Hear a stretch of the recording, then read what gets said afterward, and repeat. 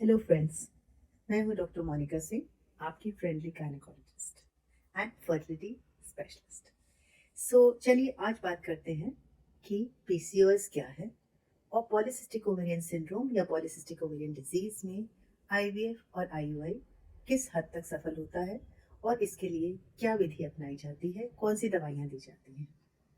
सबसे पहले तो हम ये समझ लें कि पॉलीसिस्टिक ओवेरियन डिजीज बिल्कुल नहीं है। ये एक मेटाबॉलिक कंडीशन है बॉडी की, जिसमें बॉडी का जो चलने का तरीका होता है, जो अंदर के मेटाबॉलिक प्रोसेसेस होते हैं, जो कुछ हार्मोन्स होते हैं, ये नॉर्मल लेडीज से थोड़ा अलग होते हैं, लेकिन नॉर्मल की ही कैटेगरी में आते हैं। पॉलीसिस्टिक ओवेरियन सिंड्रोम की लेडीज इतनी ज्यादा संख्या में है कि आप उसको एक एबनॉर्मल कैटेगरी नहीं बना सकते। बहुत सारी लेडीज में पॉलीसिस्टिक ओवेरियन सिंड्रोम पाया जाता है। वे नॉर्मल लाइफ लीड करती हैं, उनको नॉर्मल ढंग से पीरियड भी आता है, वो देखने में भी अच्छी लगती हैं, माँ भी बनती हैं और उनकी बेटियां भी आगे चल के नॉर्मल निकलती हैं। तो पॉलीसिस्टिक ओवेरियन सिंड्रोम से लोग घबराते क्यों हैं? फर्टिलिटी स्पेशलिस्ट इसको देखकर क्यों थोड़ा सा एक प्लान बनाते हैं ट्रीटमेंट का? कारण ये है कि पॉलीसिस्टिक ओवेरियन सिंड्रोम में जो ओवरीज होती हैं वो थोड़ी एनलार्ज्ड होती हैं और इसमें काफी ज्यादा फॉलिकल्स होते हैं। तो आप पूछेंगे, जब फॉलिकल ज्यादा होते हैं तो घबराने की क्या बात है? फॉलिकल ज्यादा मतलब अंडे ज्यादा मतलब प्रेगनेंसी ज्यादा अच्छी। तो फिर घबराने की क्या बात है? घबराने की ये बात है कि जब किसी दवाई या इंजेक्शन के जरिए ये फॉलिकल्स को डेवलप करने की हम चेष्टा करते हैं, तो कई बार ये फॉलिकल्स आउट ऑफ कंट्रोल हो जाते हैं। मतलब हम चाहते हैं कि 4 फॉलिकल्स बने और बनेंगे 12, हम चाहते हैं 10 बने और वो बन जाएंगे 18 या 20। इसमें कंट्रोल नहीं रहता। और जब ये फॉलिकल्स या एग्स बनना शुरू होते हैं तो फिर ये एक हार्मोन बनाते हैं बॉडी में, जिसका नाम है ईस्ट्राडायोल। ईस्ट्राडायोल लेवल्स जब बढ़ते हैं बॉडी में तो कई तरह की बॉडी में फ्लूइड चेंजेस होने लगते हैं। और जब ट्रिगर का इंजेक्शन दिया जाता है इन एग्स को रप्चर करने के लिए आईयूआई या आईवीएफ में, तो ये ई2 लेवल्स बहुत हाई एक बीटा एचसीजी बनाते हैं और बीटा एचसीजी की वजह से ये पेशेंट को कॉम्प्लिकेशन हो सकता है ovarian hyper stimulation syndrome. Ovarian hyper stimulation syndrome में पेशेंट के पेट में पानी भर सकता है, पेशेंट की को किसी तरह का छाती में भी कई बार पानी भर सकता है, ओवरीज बहुत बड़ी बड़ी हो जाती हैं, पेशेंट का ब्लड वॉल्यूम नसों में ना रहकर एक्स्ट्रा वैस्कुलर कंपार्टमेंट मतलब स्किन के नीचे, आंतों में, पेट के अंदर चला जाता है और पेशेंट को सूजन आ सकती है, किडनीज में थोड़ी प्रॉब्लम हो सकती है। ये चीज होती थी करीब 8-10 साल पहले। इसको बोलते थे ओएचएसएस या ovarian hyper stimulation syndrome. But आजकल के स्टिमुलेशन के तरीके इतने सेफ और इतने केयरफुल हैं, दवाइयाँ इतने ध्यान से दी जाती हैं मॉनिटरिंग के साथ कि ओएचएसएस नहीं होता है। और ओएचएसएस अगर होता भी है तो बहुत माइल्ड होता है, जो 1-2 दिन में, 3-4 दिन में या 4-5 दिन में आराम से कंट्रोल हो जाता है बिना भर्ती किए। तो अब जानते हैं कि हम इस पीसीओएस की प्रॉब्लम में आईयूआई कैसे करेंगे। हम मान के चलते हैं हस्बैंड को कोई प्रॉब्लम नहीं है और ट्यूब्स भी ठीक हैं। ऐसे में पेशेंट को सेकेंड या थर्ड डे हॉस्पिटल बुलाया जाता है।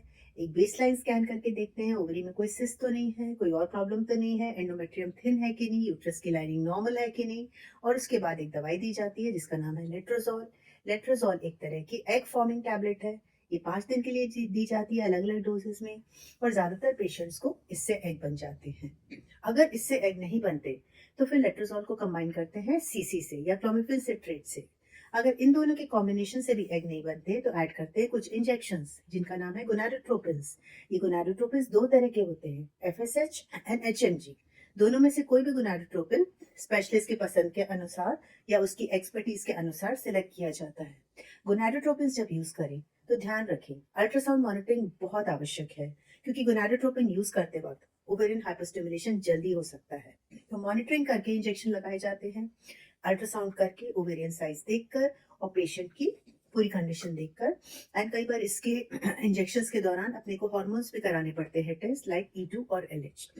एनीवे, जब कुछ 1 या 2 एक्स बन के तैयार होते हैं आईयूआई में, बहुत स्लोली इंजेक्शन देकर तब इनको ट्रिगर के लिए या तो एचसीजी इंजेक्शन देते हैं या एगोनिस्ट इंजेक्शन देते हैं। बट आईयूआई में अपने को ज्यादातर एचसीजी इंजेक्शन देना पड़ता है। एचसीजी इंजेक्शन के बाद जब ये फॉलिकल रप्चर होते हैं तो हस्बैंड का सैंपल लेकर आईयूआई के लिए प्रेपरेशन करके स्पर्म सैंपल का उसको यूट्रस के अंदर इंजेक्ट किया जाता है। और आईयूआई के बाद पेशेंट को ल्यूटियल फेस सपोर्ट दिया जाता है, जिसमें प्रोजेस्टेरॉन होता है, फोलिक एसिड होता है और बाकी सपोर्टिव मेडिसिन होती है। आईवीएफ, जहां तक आईवीएफ का सवाल है, तो पीसीओ में आईवीएफ में टैबलेट्स नहीं यूज होती, डायरेक्टली इंजेक्शन यूज होते हैं। और इसमें प्रोटोकॉल यूज होता है low dose step up protocol, मतलब एक बहुत ही लो डोज से इंजेक्शन को शुरू करते हैं और धीरे धीरे धीरे धीरे करके डोज बढ़ाते हैं, जब तक कि हमारे को 5, 6, 7, 8 या 10, 12 फॉलिकल ना मिल जाए। जब ये फॉलिकल्स बन के तैयार होते हैं, इनको कंट्रोल करने के लिए, एलिट सेपरेशन करने के लिए एक इंजेक्शन साथ में दिया जाता है, जिसका नाम है एंटागनिस्ट। एंटागनिस्ट इंजेक्शन को 5 या 6 दिन तक दिया जाता है अलॉन्ग विद गोनाडोट्रोपिन, 5वें या 6वें दिन से। और फिर जैसे ही एंटागनिस्ट को रोकते हैं, तब इंजेक्शन देते हैं ट्रिगर का। तो ट्रिगर के इंजेक्शन अगेन आईवीएफ में 2 तरीके के होते हैं, एक एचसीजी और एक एगोनिस्ट। एचसीजी इंजेक्शन अगर आपने लगाया तो फ्रेश ट्रांसफर कर सकते हैं, लेकिन इसमें रिस्क है ओएचएसएस का। एगोनिस्ट अगर इंजेक्शन लगाए ट्रिगर के लिए, तो आप फ्रेश ट्रांसफर नहीं करना चाहिए। आपको सारे एग्स निकाल कर, एम्ब्रो बनाकर उसको फ्रीज कर लेना चाहिए। इसको बोलते हैं फ्रीज ऑल। और एक बार सारे फ्रोजन एम्ब्रोज आपके लैब में आ जाए, तो आप पेशेंट का पीरियड आने का वेट करें, और नेक्स्ट पीरियड या नेक्स्ट नेक्स्ट पीरियड उसकी लाइनिंग बना के यूट्रस की आप वो एक एक दो दो करके वो एम्ब्रोज थॉ करके ट्रांसफर कर सकते हैं। इसके भी रेट्स प्रेगनेंसी के बहुत अच्छे हैं, और Bhopal test tube baby centre इस चीज में स्पेशलाइज करता है, क्योंकि हमारे यहाँ है इन हाउस एम्ब्रोलॉजी। मतलब हमारे यहाँ जो एम्ब्रोलॉजिस्ट हैं डॉक्टर रणधीर सिंह, वो 24/7 अवेलेबल है। वो बहुत सीनियर एशरी सर्टिफाइड एम्ब्रोलॉजिस्ट हैं, तो आपको कहीं जाने की जरूरत नहीं है। ब्लड टेस्ट से लेके अल्ट्रासाउंड से लेके IUI, IVF, semen preparation and पूरी embryology Bhopal test tube baby centre में ही होती है। यहाँ डिलीवरी की भी सुविधा है।